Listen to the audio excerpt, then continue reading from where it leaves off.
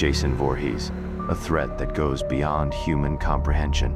We're not talking about an ordinary villain, but something that transcends even the laws of life and death.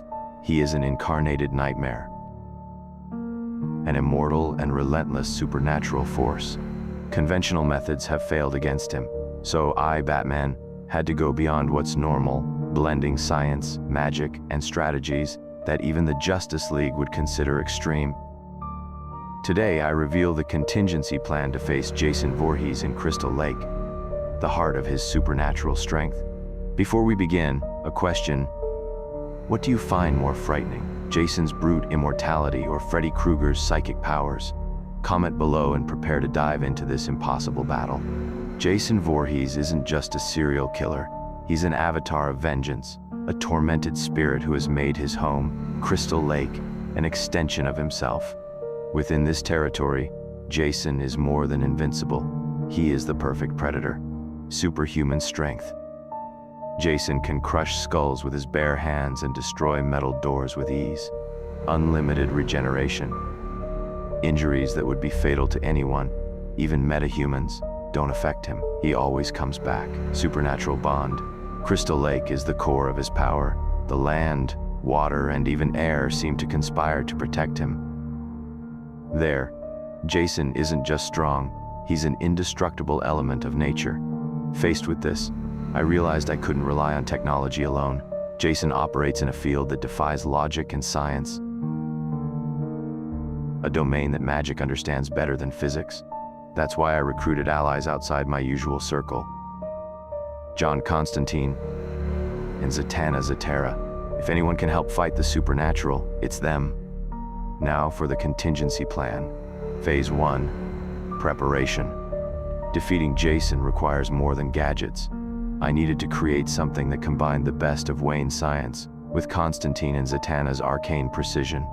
Every detail was designed to combat an immortal enemy in the most hostile environment possible. Quote, special combat suit. I developed a Kevlar armor treated with magical protection enchantments, provided by Zatanna. This protects me against Jason's brutal physical attacks and any supernatural influence he might exert.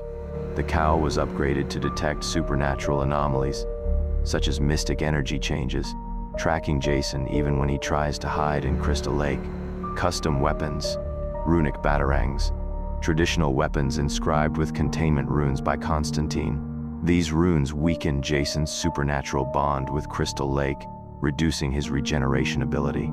Consecrated light grenades, developed based on sacred magic principles, these grenades emit blasts that disorient and burn supernatural entities. Mystic plasma blade, forged with advanced materials and consecrated by Zatanna. This weapon cuts deep, causing damage that Jason cannot easily regenerate. Phase 2, the CrystalLake trap. CrystalLake isn't just Jason's home. It's his temple, his fortress. Facing him there is dangerous but necessary. The best way to defeat Jason is to take his greatest advantage and turn it into his weakness. Ground preparation. With Constantine's help, I converted CrystalLake into a prepared battlefield. Invisible containment circles, positioned around the lake and activated by mystic sensors. These circles drain Jason's energy and limit his mobility. Submerged magical traps, created to react to Jason's presence in the water. Once he enters the lake, these traps will trigger magical explosions that temporarily neutralize his regenerative power. Environmental alteration. Constantine inscribed spells in the vegetation around the lake, creating a zone that weakens Jason's supernatural connection to the place. Zatanna created a spell that generates a mystic illusion directly connected to Jason's spirit of vengeance. This illusion is projected in the center of the lake and takes the form of a young, fragile blonde woman wearing a white bikini, symbolizing the victims Jason hunted in the past. This woman isn't just a holographic image, she interacts with the environment, acting as if lost and panicked. She screams, runs, falls into the water, Each movement activates Jason's deep instincts, drawing him to the heart of the lake. To Jason, this figure is real. He is unable to distinguish the illusion from a true victim. Phase 3, the final confrontation. When Jason finally enters the central containment circle, the true confrontation begins. This is where Wayne technology and magic unite to face him directly, testing the limits. Initial deployment of runic batarangs to test Jason's resistance. The runes weaken his regeneration and create openings for more devastating attacks. Coordinated attack. When Jason approaches, I'll activate the consecrated light grenades to disorient him, while using the plasma blade to cause deep and permanent damage. The final trap. Once he's weakened enough, I'll activate the containment circles around the lake. These circles will immobilize Jason and break his connection with CrystalLake. At this moment, Zatanna and Constantine will perform the banishment ritual, ending his supernatural link to the place. Phase 4, permanent containment. Even defeated, Jason can't be underestimated. Neutralizing him physically isn't enough. We need to ensure he never returns. After the banishment ritual, an automated spacecraft will transport him directly into the sun. During the journey, the ship will keep Jason in a state of continuous dismemberment, preventing any attempt at regeneration. Additionally, Constantine will seal his supernatural essence, ensuring that when destroyed by the sun, Jason cannot reconstitute himself.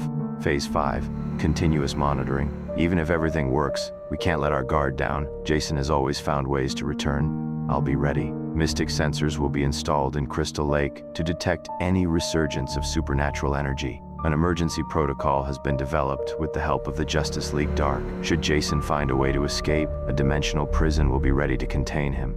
Jason isn't just a physical threat, he's a reminder that evil can transcend even the laws of the universe. Defeating him isn't just a matter of strength or technology, but of understanding how to combat what's beyond logic. By combining the best in science, magic, and strategy, I believe this plan can, at least, end Jason Voorhees' reign of terror for a while. But what about you? Do you think this plan is enough? Or will Jason find a way to return once again? And if it were Freddy Krueger, what should I do differently? Leave your opinion in the comments and keep an eye out for the next contingency plan.